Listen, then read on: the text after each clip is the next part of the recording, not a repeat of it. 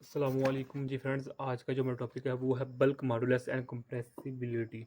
हम लोगों ने एक सीरीज स्टार्ट की है SSP1 की, सॉलिड स्टेट फिजिक्स की। तो इस सीरीज़ में हम इन टॉपिक्स पर पिछली वीडियोज़ में बात कर चुके हैं, ये देखते जाएं। तो आज की जो मेरे पास वीडियो है वो वीडियो नंबर हमारे पास 8 है। इसका हमारे पास ईच पार्ट है bulk modulus and compressibility. Last video में हम इन टॉपिक्स पर पीछे बात कर चुके हैं।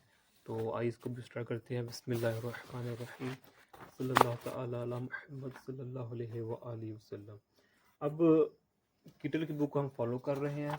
तो पहले इसकी आप स्क्रीनशॉट ले लें। छोटा सा टॉपिक होगा हमारा, ये यहाँ से लेकर यहाँ तक हमारे पास। ओके, तो ये मेरे पास है, इसकी स्क्रीनशॉट ले लें। तो नेक्स्ट जो मेरे पास वीडियो होगी उसमें हम elastic waves in cubic crystal पर बात करने की भी कोशिश करेंगे इंशाल्लाह।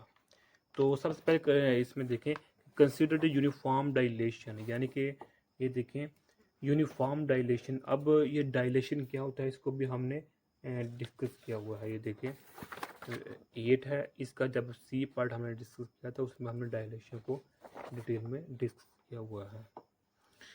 तो यूनिफॉर्म डायलेशन का मतलब है कि तीनों साइडों पर जो मेरे पास डायलेशन हो रही है, चेंजिंग हो रही है, वो सेम है, यूनिफॉर्म है, कांस्टेंट है। सो जो मेरे पास E X X is equal to E Y Y is equal to E G G. Okay, और ये तीनों किसके इक्वल है? 1/3 डेल्टा के इक्वल है। ओके, डेल्टा यहाँ जो मेरे पास है वो किसको शो कर रहा है? डायलेशन को शो कर रहा है, ये वाला। ओके,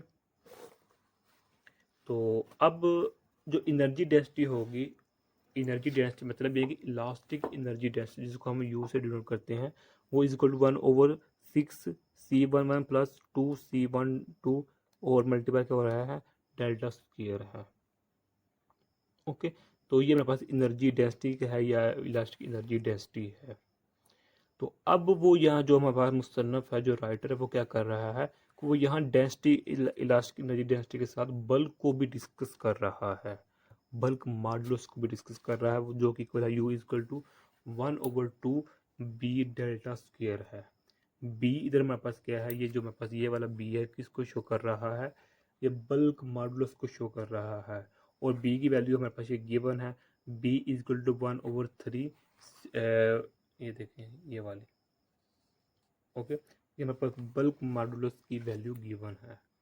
और अब हमें अगर यहाँ C11 और C12 की वैल्यू को पता है तो हम इजीली जो बल्क मॉडुलस है इसकी वैल्यू को फाइंड कर सकते हैं इजीली।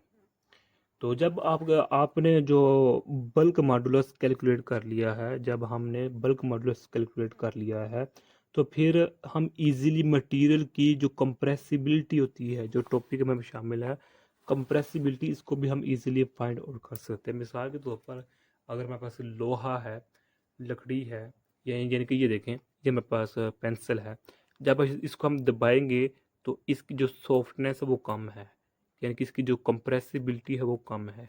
लेकिन जब इस बुक को मैं ये देखें ना, ये बुक है ना, तो ये सपोज करिए ये ऐसे है, तो जब इसको मैं दबाऊंगा तो इसकी इस मटेरियल की, जो मेरे पास ये वाला मटेरियल है, जो ये क्रिस्टल है, तो अब इसकी कंप्रेसिबिलिटी क्या है? ज़्यादा है।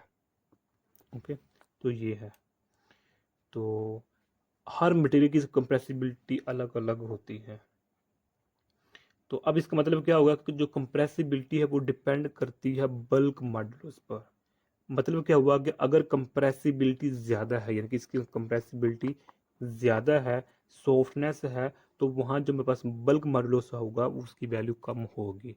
और अगर ये पेंसिल है, इसको जब मैं दबाऊंगा तो ये नहीं दबेगा, तो इसकी कंप्रेसिबिलिटी कम है, सॉफ्टनेस कम है, तो इसका मॉडुलस, बल्क मॉडुलस ज़्यादा होगा। ओके, ये देखें, ये मेरे पास लिखा हुआ है। कंप्रेसिबिलिटी को हम की से डिनोट कर रहे हैं और इसका आपस में इनवर्स रिलेशनशिप है।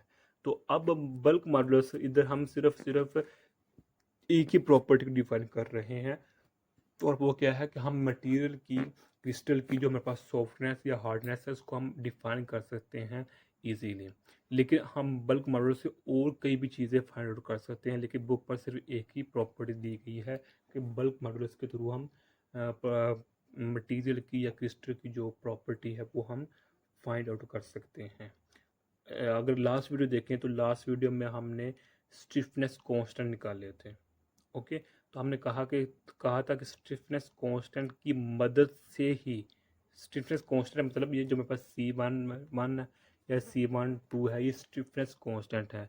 तो स्टिफनेस कांस्टेंट की बुनियाद पर ही हम मटेरियल को डिफाइन करते हैं, इसकी हार्डनेस है या डक्टाइल है या और किस टाइप का है हार्डनेस, ये कि किस मटेरियल का, इसकी प्रॉपर्टी क्या है, वो हम स्टिफनेस कांस्टेंट की बुनियाद पर करते थे।